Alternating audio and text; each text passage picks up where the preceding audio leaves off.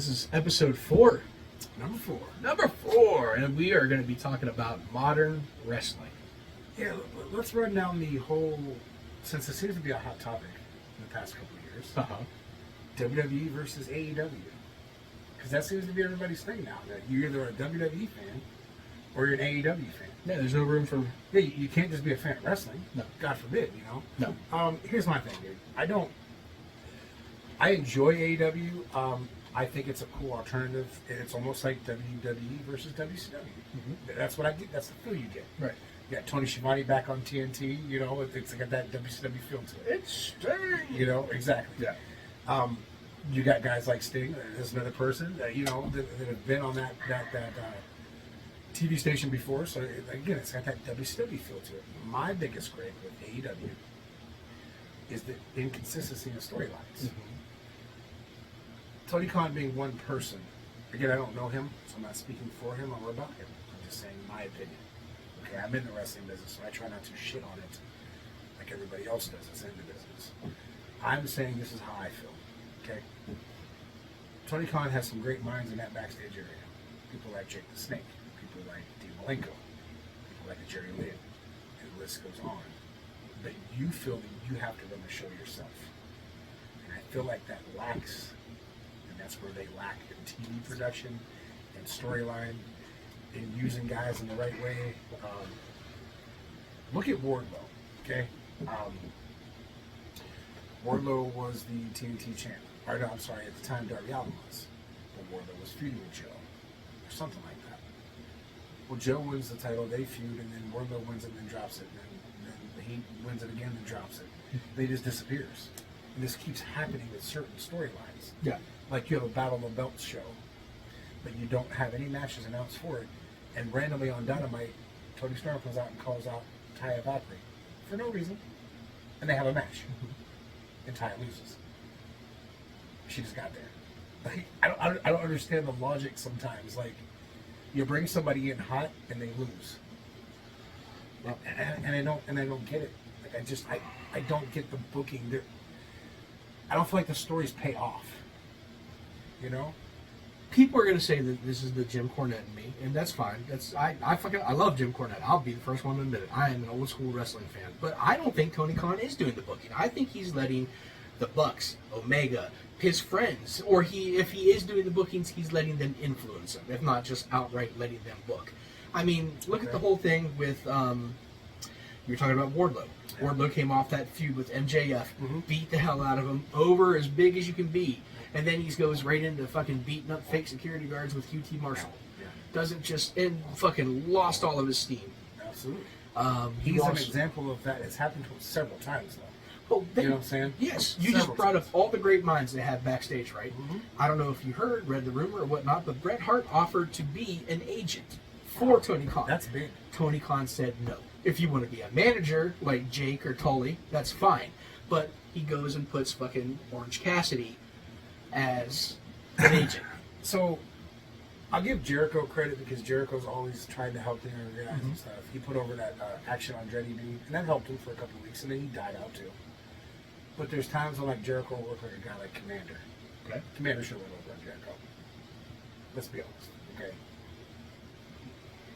The Bucks and Kenny are always winning their matches. You got to put over people like Trent Beretta and Chuck Taylor and stuff. They've been there since day one. You got to give them a rub sometimes. Where these guys are always going over in their big feuds or something like that. So I agree with you. They have a big fucking stranglehold over the booking. We know that. They're EVPs for a reason. So I watched that backstage thing that they did with AEW. And Tony Khan put out a piece of paper that was about this long. And he told Sammy Guevara, this is my booking for like the next several months. And I looked at it and I was like, that is a hot mess. Yeah. Let other people help you. Let other people influence you. You had William Regal on your roster for a little under a year, and he was a TV manager. Yeah. Do you see the problem there? Like, well, also too, from everything I hear, I mean, and then it was proven right on Twitter. At the time, it was Twitter, but they don't want help for the veterans. I mean, when Jim Ross tried to say something on Twitter about, just hey, maybe cut back doing this. Fucking what's that goof? No, it was the goof that's fucking the Bucks' friends. Brandon Cutler? Yeah. Yeah. Who the fuck are you, first of all, and who the fuck are you to sit there and mouth off to Jim Ross, one of the greatest minds, announcers. That just shows that they don't give a shit about. I forget who it was, but Hangman Page said that to somebody too, about taking advice from someone. Yeah. And blew it off too. Dude, it's sad because You listen to your. yeah, Cody said it. I think it was Cody.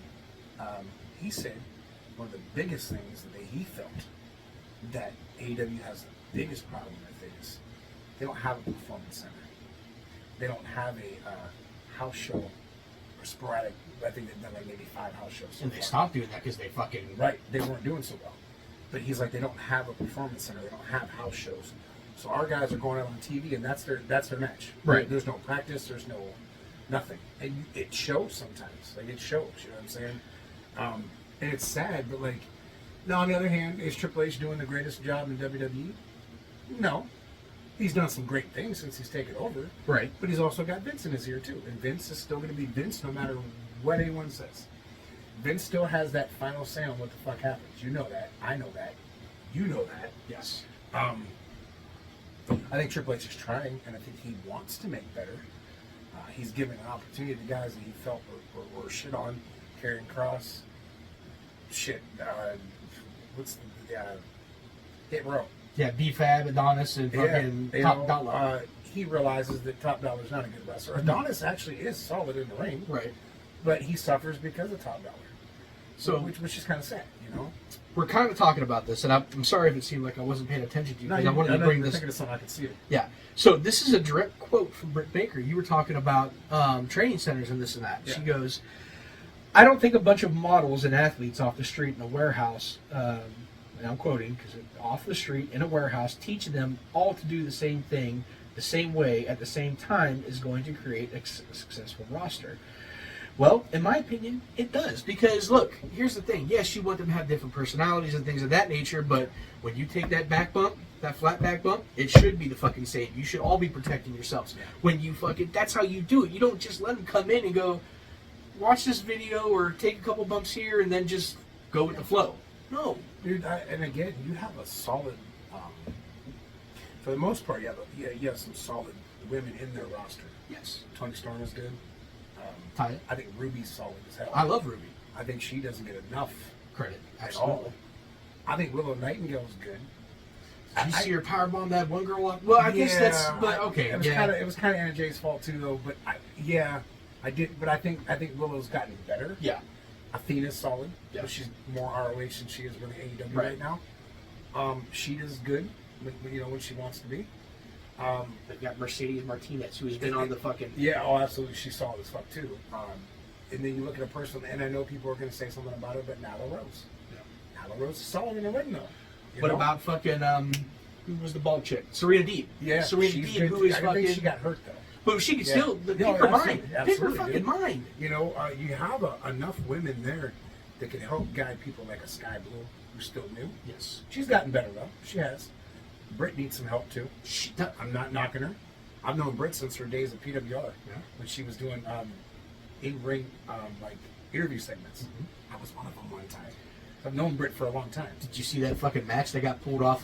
It was a house show. It was Britt Baker and I think Anna Jay. Yeah. Fucking... And people wanted to put Anna Jay, the blame on her, but that just wasn't... her, No, it wasn't. Her and Ty just had a bad match on TV, too. Did you see that fucking... Yeah, it wasn't good, dude. It was not good. So yeah, they don't need training centers apparently. No, that's what. But the biggest thing is WWE excels in that because they use their brains in the right way. They got a Shawn Michaels who's been in it. Whether you like him or not, whether you believe that he's godly-like now and he's forgotten his past, he has, and I think he's made up for that over the years. Right. Dude's a damn solid in-ring performer. He's a good fucking mind, and he's helping. Between him and Regal and Triple H, they're running NXT. Well, Shawn Michaels, no doubt, top 5 all time, and some people will argue number 1. But I put him top 5 definitely. Absolutely. So on Raw, you got people. Obviously, Triple H has his core people. Bruce Pritchard being one of them. Mm-hmm. Was Bruce Pritchard really an in-ring guy? No, but he's got a mind for the business. So maybe he's old school in some ways. But does Triple H utilize everybody that he should? No, but can you though? Right, because You how know? much does Vince still have? I mean, whether anyone wants to say anything or not, Yeah. Vince has been still in charge or had his hand in it this whole time If in he's some not way. in the arena, he's at home, but he's communicating, Barking, he's telling, yeah. yes, he's ripping up scripts and rewriting them himself. So Yeah, Triple H is tied at the hands, man. He really is. I hate to say it, but until the day Vince dies, WWE is going to be what it is. And dude, as much as I don't want to wish the man death, but you're right, 100% right. When Vince does pass away, that's when WWE will have a chance to be something different. Yeah. But it's not going to be anything until that day. Because in my opinion, I think you'll agree, when NXT was strictly Triple H's, and it was fucking... It was beating the main roster. Yeah. It was 100% beating the main roster. So I really think... Man, God, dude.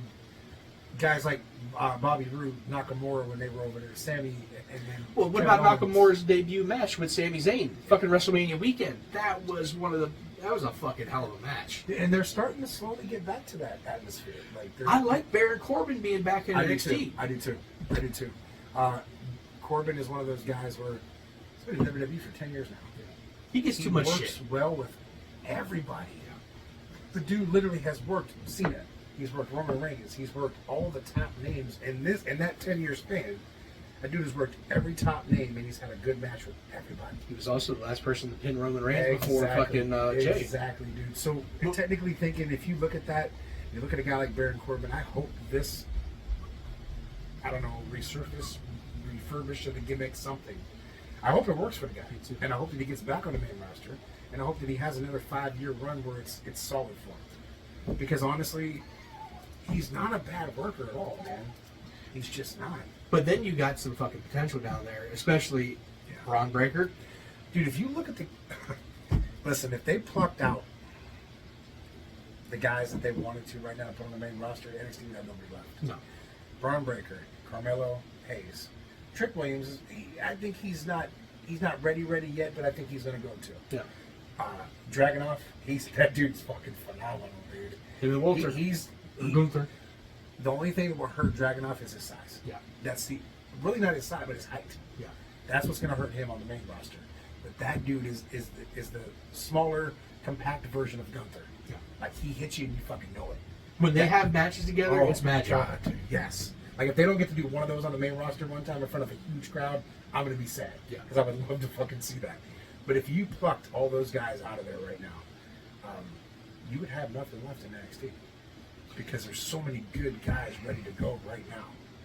And I hate to say it, and I'm not trying to get political with this or anything like that, but I think AEW's big problem going back to this is the lack of listening. Well, you old timers don't fucking, we're the new generation, we're young, we do what we want, we don't listen to, and I think that's kind of, in a way, the problem with what's wrong with society nowadays. It's the same thing on the indies, dude. Yeah. I've been in, obviously I'm not telling you something you don't know, but I've been wrestling almost 27 years. And I can give advice to these young dudes and they look at you like, and their mentality is, well, you've never been anywhere, who the fuck are you?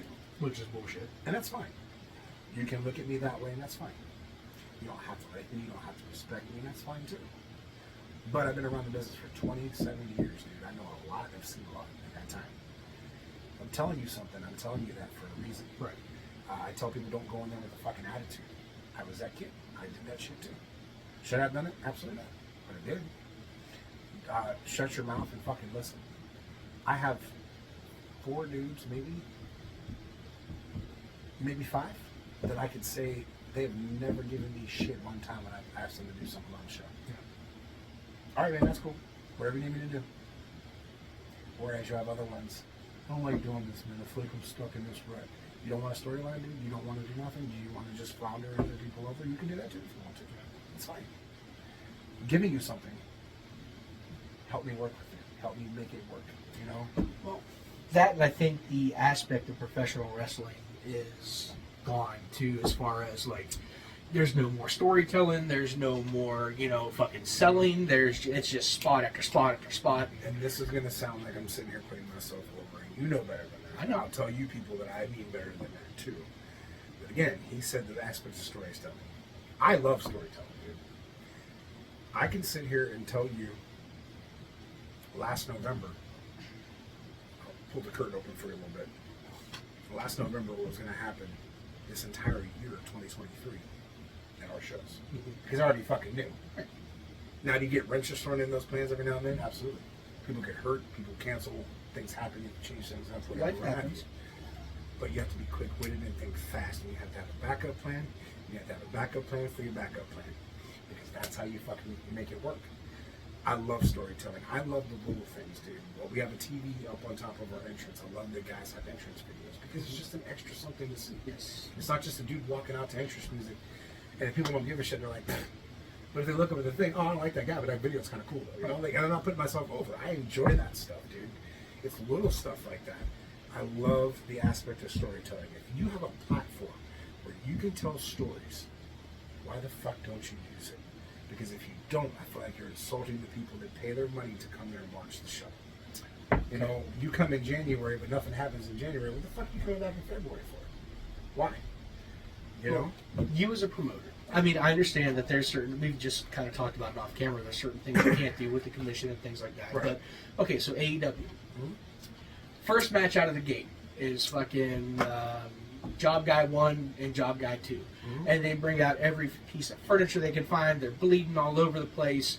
No selling everything. There's nothing left for the rest of the show. But then you get John Moxley who comes out, does the same thing, if not more, and they're still, I mean, it's just like, it's, right. Why would you start that? If you know for a fact that that's how your main event's going to go, right, why would you let your opening steal all that? That was one of my biggest things, and I say this in my locker room all the time. Be courteous. So, and I always use this person as my person. This when I tell this locker room rule in the locker room, I always say this: if Kurt does a swanton, then nobody else on the show should be doing a swanton, because that's courteous to Kurt, because that's his move. So if Kurt does it in match 1, but then Joe Schmo does it in match 5, you've already seen it. You also, too, but what if, all right, that's Kurt's finish, right?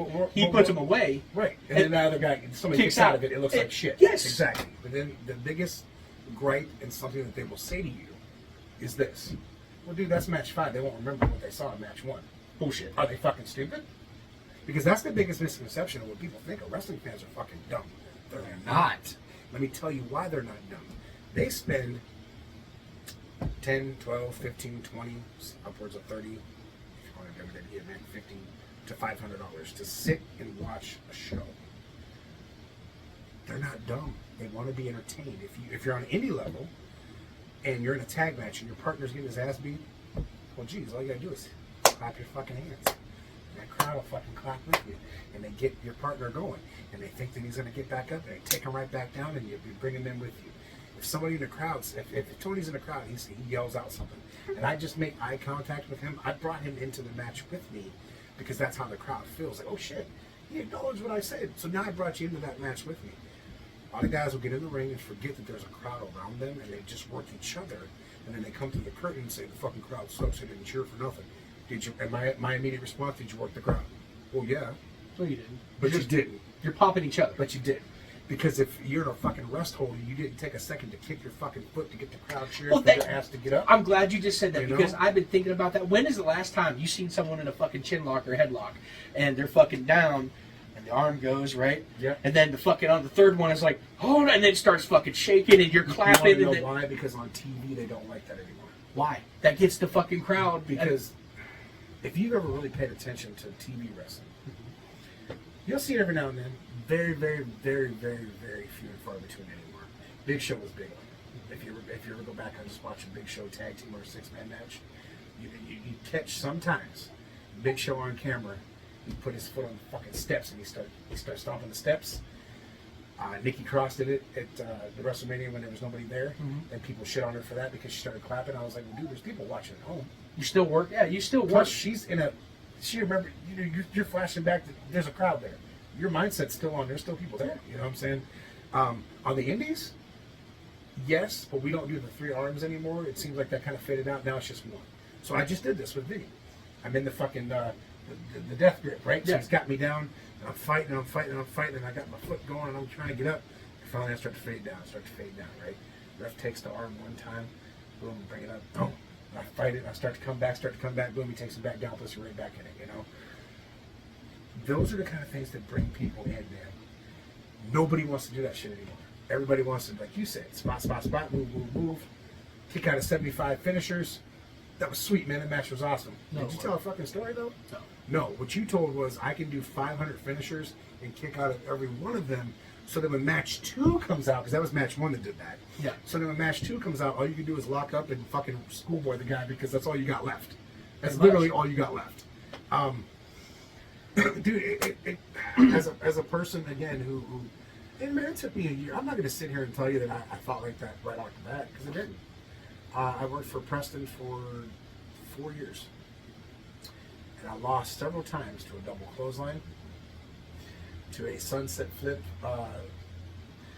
roll-up variation, to a double clothesline where the guy would pin me, and then my partner would come in for the elbow drop and do a move, hit me, and he'd pull him on top of me and pin both of us.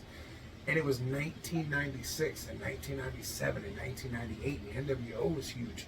And everybody was into a different phase of wrestling, and I was losing the 70s finishers. And I was like, man, I don't understand this. So I adapted and changed my style. And I got over with it. And like, nobody wants to do that now. They want to be stuck in one thing. And I try to tell people all the time, man, I'm not knocking your initial trainer. However, I just had a girl at Power Slam. Okay, so I just had a girl at Power Slam in Canton, and she's training with their guy. Which I didn't knock him for it. She had a hard time taking bumps. So I told her, so let me see you take a bump real quick. And she was like, I don't want to. I was like, is it because you're up so high? Is it throwing you off a little bit? And she was like, kinda. I was like, all right, well, let me show you something. So I showed her the crouch down bump, where you're literally bumping from that high up. Mm-hmm. And she was like, oh shit. So she did it, and I was like, all right, now stand up and give me a real bump. And she did. I was like, see, there's different. I said, I'm not knocking your trainer, but there's different things that different people can show you to help you overcome that shit. Dude, I was that guy too. Man, look, I walked in there that first day, asked to get hit with a chair because I'm a dumbass. And then I decided that, I watched him take a bump, and I was like, am I doing that? Hell no. Fuck no, dude. Like, I'm not doing that shit. Hit my head several times. I landed on my back several times. I jarred everything in my body several times. And it's just, when you learn it, and you get it, and someone shows you different ways to do it, it can help you, man, big time, Well, you were talking about those 70s finishes and things like that, but that's also why Preston still probably still works, because he took care of himself. That's why you had 20-some freaking years in the business, because you don't, dude. You work smart. You fucking. So I would be what you would consider the old guy in the locker room now. It's okay. I take it in stride. It's cool. But I'm not the old guy that gives you a list of things that I won't do. Where I've worked guys that are in their 20s who literally tell you I don't do that. I can't do this. I won't do that. I won't do this. I won't do that. I was like, what do you do? Punches and kicks. Great fucking match. Dude, I've done suicide dives. Yeah. I'll take more bumps in one match than I probably should take ever in like a month. But I'm not putting myself over. Again, let me just stress that, because a lot of people are going to watch this. Some people will watch this. The right people will watch this and say, man, this fucking dude's putting himself over. We don't fuck that guy. That's not what I'm doing, dude. I'm saying, and I don't give myself credit much, but I will take 3, 4, 5, 6, 7, 8, 9, 10 dozen bumps in one match where a dude my age will be like, bro, you get one bump out of me and that's it. And that's how they feel, and they ain't playing. And I'll take the heat and shit. Like, I don't give a fuck, dude. I don't care. I'm at a point where, look, I want 2 things. I want the match to be good, and I want people to have fun. Yeah, that's it. And I want to have 3 things, because I want to have fun too. Yeah. There is a group of guys that run a thing called Shack Show, and they're similar to HPW. They have some, legit trained indie guys on the shows. They have a couple other guys that aren't, fully trained and stuff, and they get shunned upon. And I watched this happen to them. And someone that we both know, I'm not going to name his name right now, but he had offered to go work for them. And he messaged me and he said, dude, what should I do? He said, because I know I'm going to get shit on for it. And I said, let me tell you something, dude. I'm at a position in my career where I want to have fun. If you go down there and you have fun, fuck what everybody else says, go and fucking have fun. Yeah. He went and did the fucking show and said he had a blast. I said, continue to work for him, man. Simple as that. Who cares? I've tried to tell this to a lot of people. I said this to wrestlers. I said this to people in life. I said this to my own girlfriend. When you stop caring about what other people think about you, you will be 100% better off in life. It's so hard to do, too. It is hard. Dude, it took me years. And it still bothers me sometimes. But for the most part, I've adapted that and said, you know what? I'm going to fucking be like Brianna. I've told dudes in my own fucking locker room, I know some of you don't fucking like me. And there's some of you that I don't fucking like either. But as long as you come here and do what I ask you to do, and you want to continue to be here, then you always have a place here. Yeah. I know a lot of those guys don't like you, know. I know it. And that's okay. You don't Well, have